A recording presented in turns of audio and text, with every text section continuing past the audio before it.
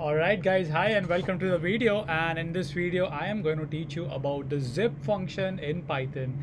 So why zip is used, I'm going to talk about that and how useful it can be. I'm also going to give you a small example on how to use zip function, right?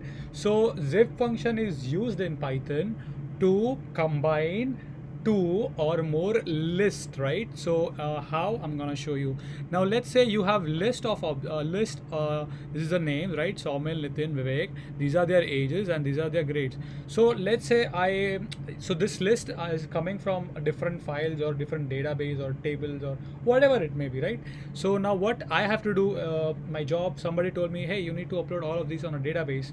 So of course I can do that. I mean, it's easy. So what I'm gonna do, I'm gonna iterate over the name, length of the name. I'm gonna grab the first index of whatever the name is, that is Soumil.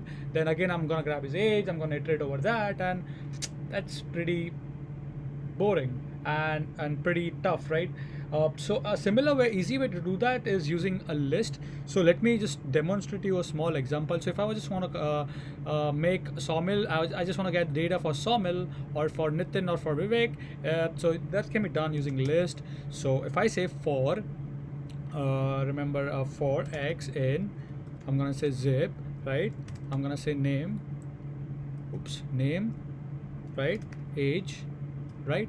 And the grade, don't forget the colon, print x, right? So if I print it, let's see what do we get.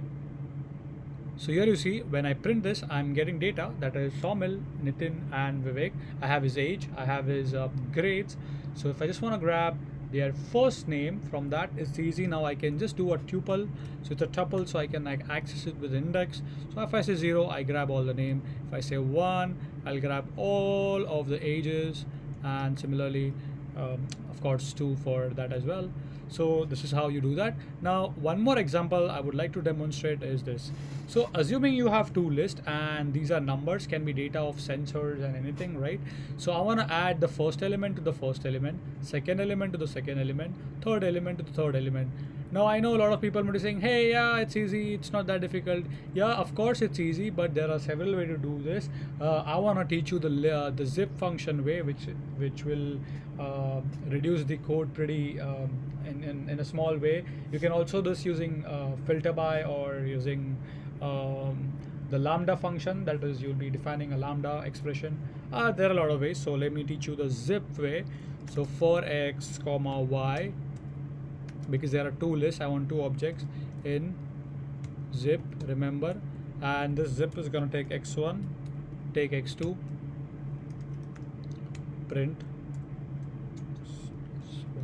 So if I run this, so here you see I have 20, 30, 50. So 10 plus 10 is 20, 20 plus 10 is 30, 30 plus 22 is 52, and here you see that's what the zip function does. It basically combines, or you can do operations like this. So let me end this video. This was a very short video on zip.